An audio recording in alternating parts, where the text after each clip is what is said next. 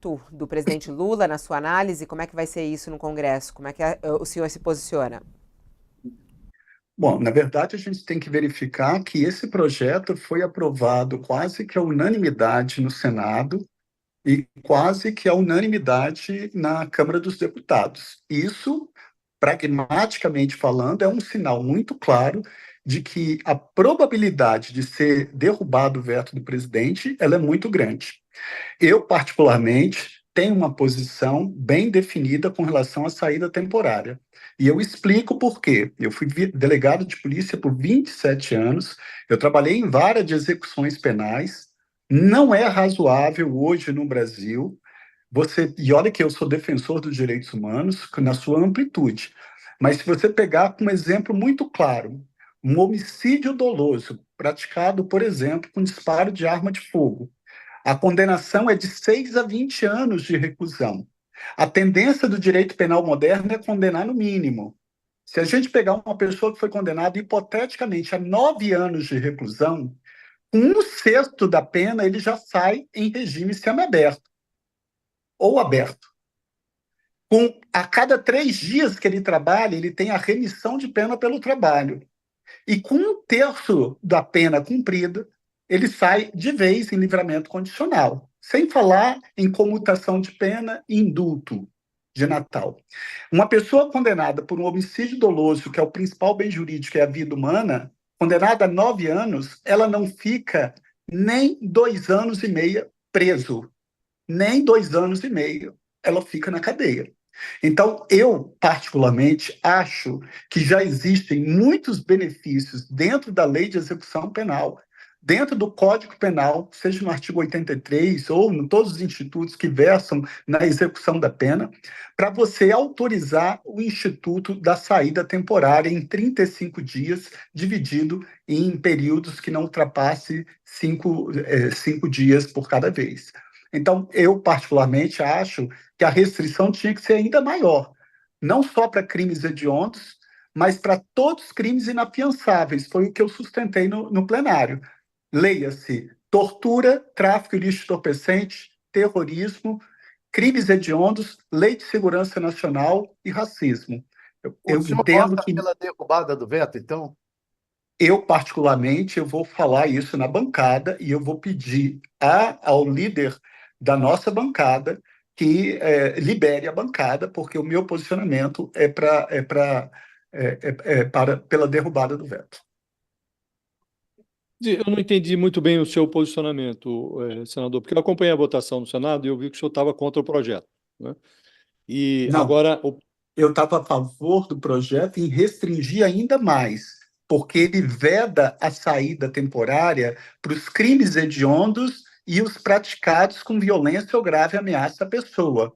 Eu apresentei um destaque para ampliar a restrição, para além dos crimes hediondos, colocar todos aqueles crimes que são considerados inafiançáveis, que estão no Código de Processo Penal, que são terrorismo, tráfico ilícito entorpecente, tortura, lei de segurança nacional, crimes hediondos e racismo.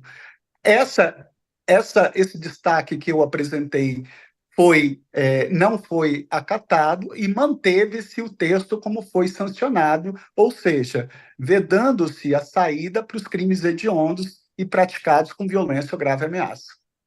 agora, hoje a estatística oficial mostra que os beneficiários da saidinha, 95% deles retornam ao presídio normalmente. Quem se Perfeito. beneficia dessa saidinha é aquele que já cumpriu um determinado tempo de pena, já está no semiaberto, portanto, ele dorme na cadeia, mas ele sai durante o dia para trabalhar. Ora, se ele já sai para trabalhar, porque se ele quisesse fugir, ele fugiria no momento em que ele sai para trabalhar, porque ele já está no semiaberto, né? Qual é a lógica de você restringir a saidinha nesse universo que já cumpriu determinado período de pena, não pode ser um condenado em determinados crimes, que cometeu crime violento e tal, já está excluído e é preciso considerar que não há pena de prisão perpétua no Brasil, então ele precisa ser ressocializado. Trancá-lo ainda mais, retirar dele essa possibilidade de eventualmente visitar a família, participar de estudar fora, parece que o projeto até abriu essa exceção para estudar.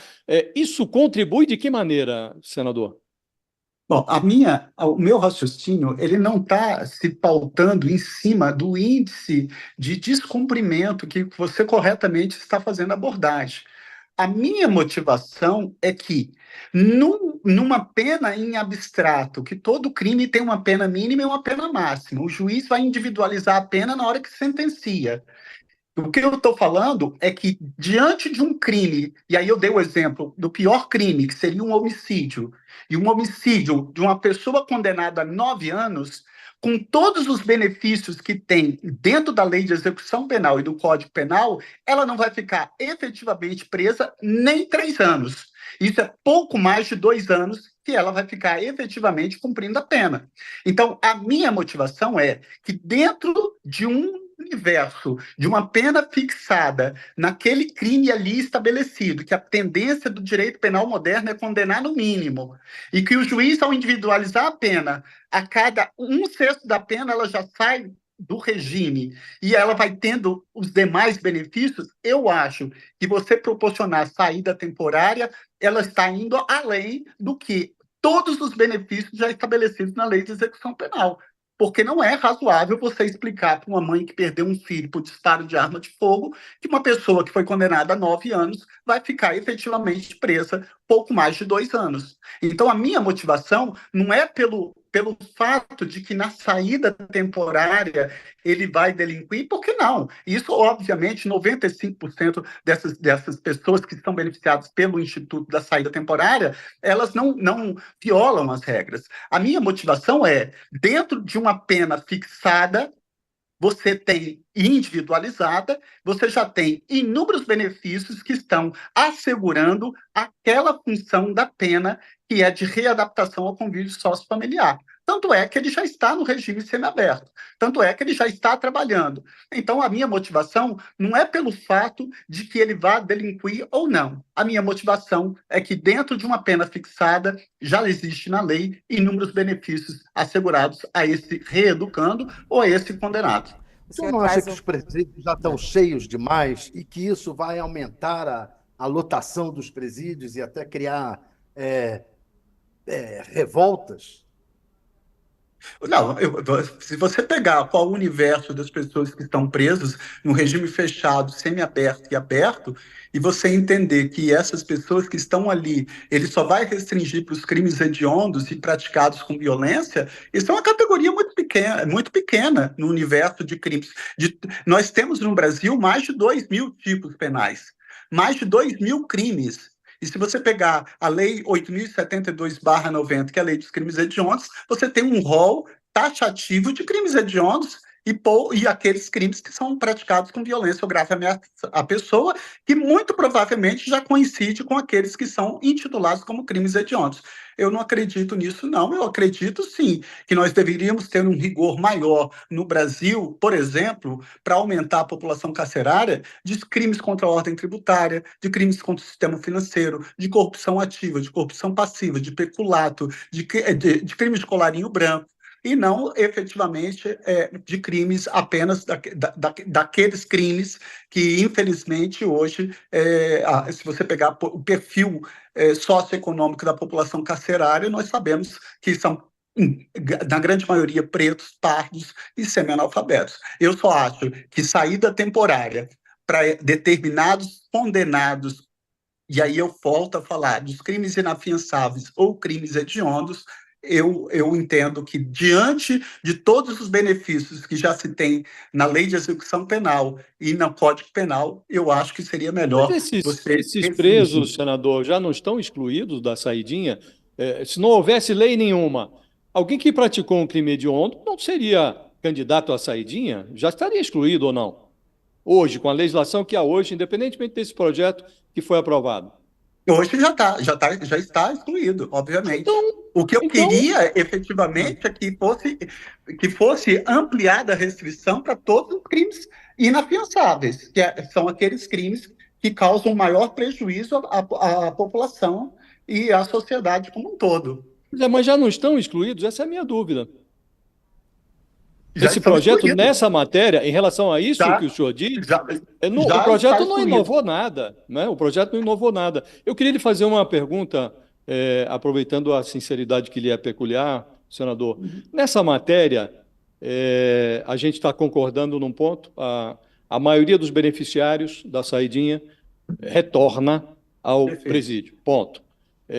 O objetivo é a ressocialização.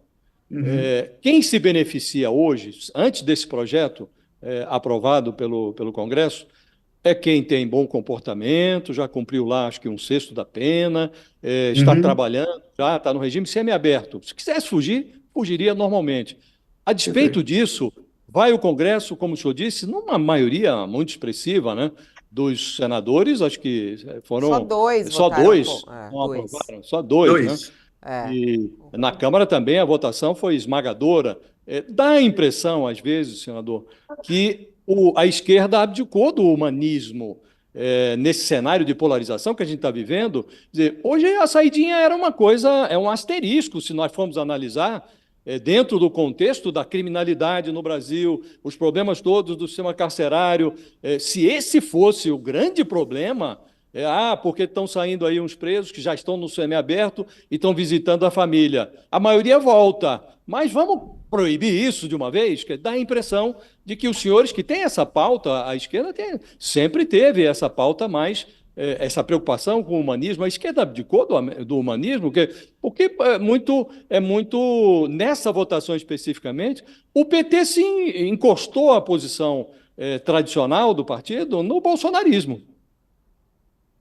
Eu acho lamentável quando um parlamentar que está no campo progressista, ele perde a sua coragem de manifestar seu posicionamento. Como eu tive, por exemplo, tenho com relação à PEC das drogas. Eu acho assim, lamentável o que o Congresso está fazendo de colocar na Constituição Federal uma coisa que hoje já está dentro da lei de entorpecente. Isso não vai resolver o problema de quem é traficante e quem é usuário. Mas falta, por exemplo, se você verificar nas 5 sessões de discussão sobre a PEC das drogas, quantos parlamentares subiram à tribuna para se manifestar contrário à PEC? Até achei corajosa a vossa posição em relação às drogas. E estou estranhando Claro. a sua posição em relação a esse outro tema da saidinha. Não, porque mas isso não está correto. Talvez é isso que eu não tenha me feito entender. O problema para mim, a saída temporária para mim, ela já é um benefício dentre muitos estabelecidos na lei. Se você pegar uma pessoa condenada e se ela, com 1/6 da pena, ela já vai progredir o regime. A cada 3 dias que ela trabalha, ela tem a remissão. Então, se ela trabalhar 3 anos, equivale a 4 anos. Com 1/3 da pena, ela já sai de vez em livramento condicional. No final do ano, tem decreto de indulto e comutação de pena. E, além disso, tem direito à saída temporária. Eu sou contra a mais esse benefício. É apenas isso. Eu não estou entrando no mérito se as pessoas que estão sendo beneficiadas pela saída temporária estão rescindindo ou não, se estão violando ou não. Eu só estou falando mas não seria que o caso de entrar no temporária... mérito, senador? Como? Não seria o caso de entrar no mérito, porque existe o benefício. O benefício tem uma determinada função. Aí acaba o benefício sem nenhum tipo de debate, todo mundo que está envolvido nessa questão, ou pelo menos as pessoas que convivem com a situação carcerária, os defensores públicos, eles têm a impressão de que é um retrocesso, né? Não seria o caso de entrar no mérito, de verificar, olha, está funcionando, não está funcionando?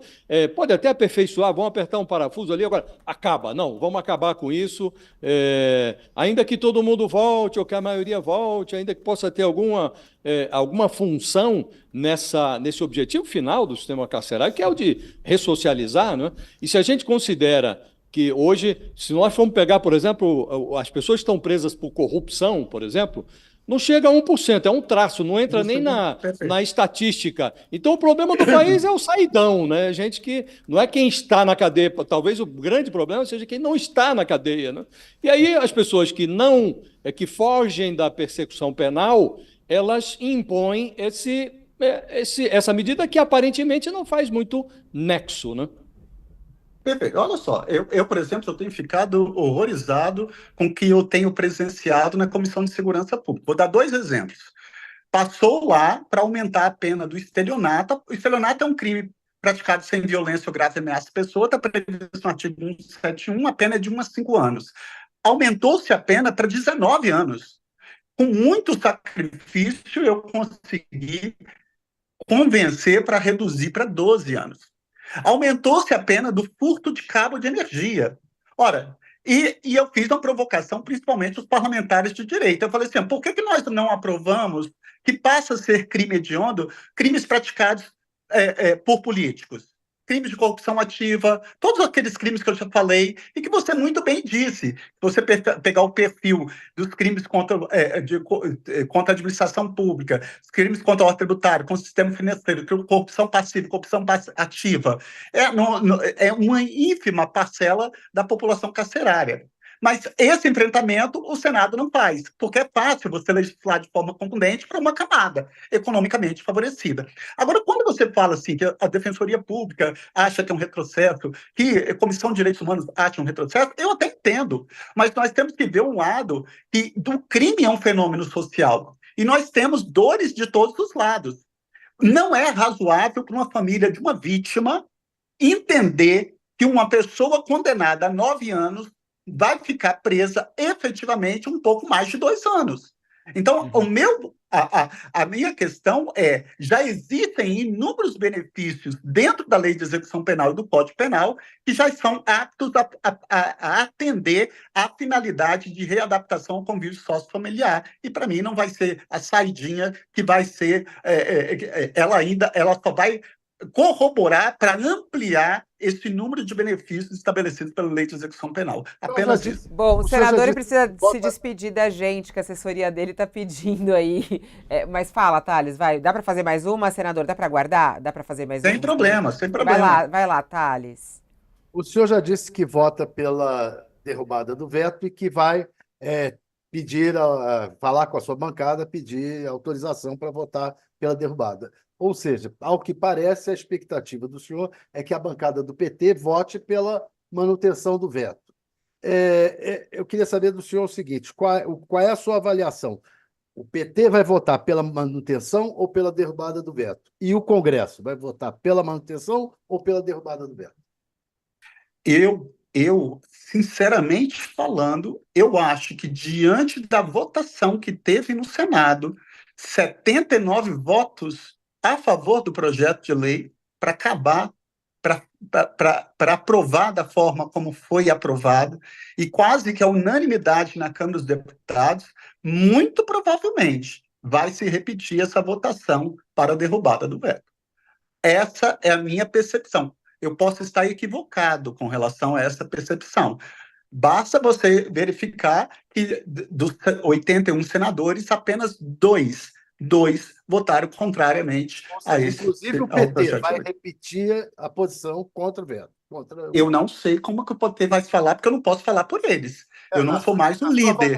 Eu não sou mais o líder. Mas eu vou querer conversar com a bancada e vou ver qual vai ser a orientação da bancada. Se a bancada for nessa linha, eu vou fazer minhas ponderações e vou falar que, se tiver um posicionamento diferente, que seja liberada a bancada para que quem pensar de forma diferente, vote de forma diferente.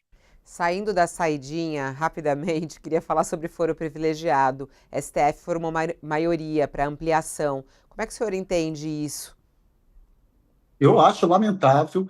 Eu acho que tinha que restringir a possibilidade foro privilegiado. Nós vivemos num Brasil em que a premissa é que todos somos iguais perante a lei, independente de raça, cor, etnia, religião, origem. Isso só corrobora para você distanciar os políticos e aquelas pessoas que têm prerrogativa de foro para atender a finalidade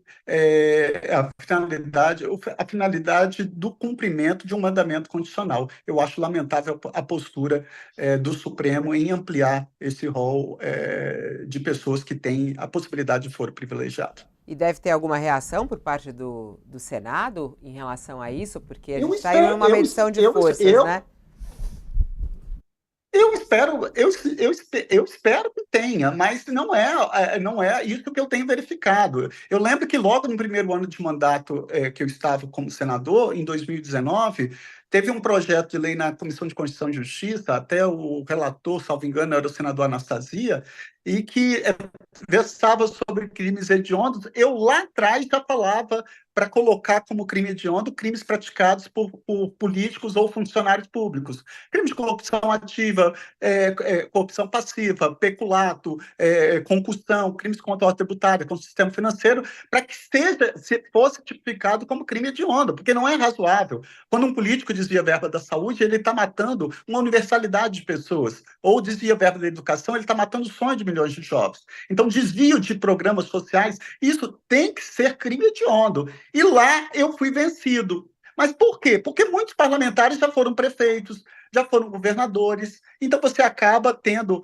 um comportamento que vai ter uma postura talvez corporativista nesse sentido. Eu acho lamentável, eu acho que com relação à ampliação do foro privilegiado deveria sim ter uma reação por parte do Senado, mas pelo que eu vejo dentro do Senado nesses 5 anos que estou, eu acho que isso pouco provável irá acontecer.